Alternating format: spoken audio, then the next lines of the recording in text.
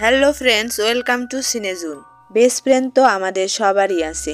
যদি আপনাকে ন্যায়ের স্কুলে আর আপনার বন্ধুকে অন্যায়ের স্কুলে পাঠানো হয় এবং দুই স্কুলের মাঝে যুদ্ধ শুরু হয়, তখন আপনি কি করবেন? বলছিলাম 2022 সালের family fantasy movie the school of good and ইভিলের কথা, যেখানে দুই বান্ধবী অন্যায়ের বিরুদ্ধে লড়াই করছিল। তো চলুন দেরি না করে মুভির এক্সপ্লেন ভিডিওটি শুরু করা যাক। মুভির শুরুতে আমরা দেখতে পাই দুই ভাই যুদ্ধ করছে, যার মধ্যে থেকে এক ভাই পরীদের জন্য আর এক ভাই দানবদের জন্য স্কুল তৈরি করেছিল, যার নাম the school of good and evil. এরপরে আমরা দেখতে পাই খারাপ শক্তির অধিকারী ভাই তার অন্য ভাইয়ের দিকে ব্ল্যাক ম্যাজিক ইউজ করে, এর ফলে তার ভাইকে খাদের নিচে ফেলে দেয়। এরপরে আমরা দেখতে পাই সোফি নামের এক মেয়েকে, যে তার বাবা ও সৎ মায়ের সাথে থাকে। সোফি খুব সুন্দরী, তাই তার ইচ্ছা পরীদের রাজ্যের প্রিন্সেস হওয়া। এরপরে আমরা দ্বিতীয় একটি মেয়েকে দেখতে পাই, যার নাম এগি, যে শহরের বাইরে একটি ছোট ঘরে থাকে। এগিকে স্কুলের বাচ্চারা পেতনি বলে বিরক্ত করত, কিন্তু সোফি আর এগি দুইজন খুব ভালো বন্ধু। এরপরে তারা একটি বইয়ের দোকানে যায়, যেখান থেকে সোফি পরীদের বই নেয়, অন্যদিকে এগি ভূত পেতনির বই নেয়। হঠাৎ দোকানের মালিক তাদেরকে জাদু স্কুলের বই দেখায়, যেটা দেখে সোফি বলে, এই স্কুলটি কোথায়? দোকানদার বলে, আমি তো জানি না, আর হ্যাঁ, এই স্কুলটির বিষয়ে কেউ জানে না। অন্যদিকে এগি এটা বিশ্বাস করে না, তাই দোকানদার বলে উঠে, কিছু বছর আগে এই জাদু স্কুলের ঈগল ম্যান একটি গ্রামের মেয়েকে নিয়ে যায়, তার খোঁজ কখনো পাওয়া যায়নি। সোফি এটা শুনে ওই স্কুলে যেতে চায়, তাই সে একটি চিঠি লিখে গাছে ঝুলিয়ে দেয়, যেখানে এগি ও তার নাম ছিল, যাতে তারা বিরক্তকর জীবন থেকে বাঁচতে পারে। কিন্তু এগি এটা চাইতো না, তবে তার বেস্ট ফ্রেন্ড সোফির সাথে সবসময় থাকতে চায়।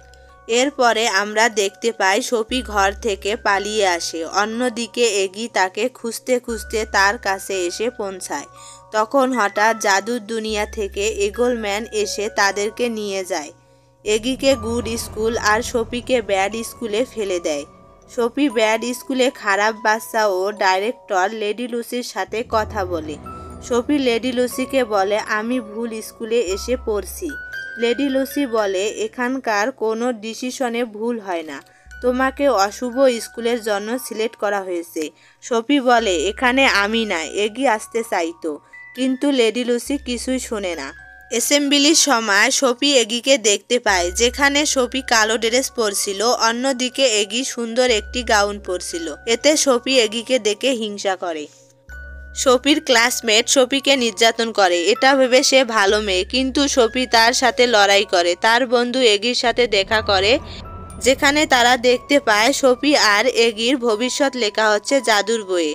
তখন হঠাৎ সোফির প্রিন্সিপাল চলে আসে। তখন এগি ও সোফি তাদের বিষয়ে বলে, কিন্তু প্রিন্সিপাল বলে, তোমরা যে স্কুলের যোগ্য সেখানে তোমাদেরকে পাঠানো হয়েছে।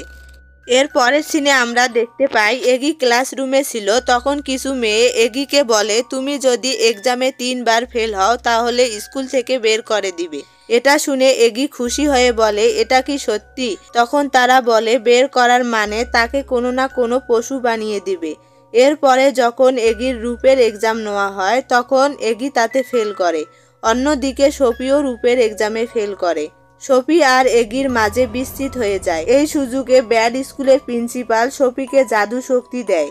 অন্যদিকে এগি চায় তাদের আগের জীবনে ফেরত যেতে। এগি তার স্কুলে ভালো ভালো কাজ শিখে, তাই তার মনে হয় সে ভালো একটি মেয়ে। পরের সিনে আমরা দেখতে পাই সোফি জাদুর প্রভাবে স্কুলের পাওয়ারফুল মেয়েতে পরিণত হয়। একদিন একজন জাদুকর সোফির উপরে তীর ছুঁড়ে মারে, তখন সোফি তার জাদুর সাহায্যে তীরকে ফুল বানিয়ে দেয়। এরপরে দুই স্কুলের মাঝে যুদ্ধ শুরু হয়ে যায়। সোফি এগির উপর হামলা করে, তখন এগি সোফিকে বুঝাতে থাকে, যুদ্ধ বন্ধ করে দাও।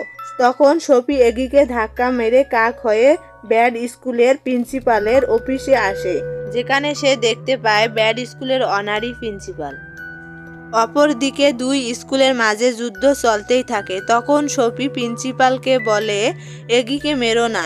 এই সময় এগি ওখানে এসে প্রিন্সিপালকে বলে, প্লিজ স্যার এসব বন্ধ করুন। কিন্তু প্রিন্সিপাল কথা না শুনে জাদু কলম দিয়ে এগির উপর হামলা করে। তখন সফি এগিকে রক্ষা করতে গিয়ে আহত হয়। যখন প্রিন্সিপাল যুদ্ধ এর বিষয়ে কথা বলে তখনই এগি সুযোগ পেয়ে যায়, আর সফি তার জাদুর সাহায্যে একটি তলোয়ার এগিকে ছুঁড়ে মারে, যেটার সাহায্যে এগি চালাকির সাথে প্রিন্সিপালকে আক্রমণ করে আর তাকে মেরে ফেলে।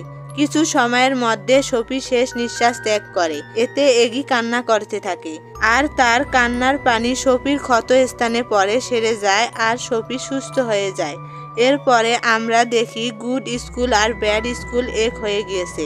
এর পরের সিনে আমরা দেখতে পাই এগি আর সফি জাদুর দরজার মধ্যে দিয়ে তাদের দুনিয়ায় পৌঁছায়, আর এখানেই মুভিটি শেষ হয়ে যায়।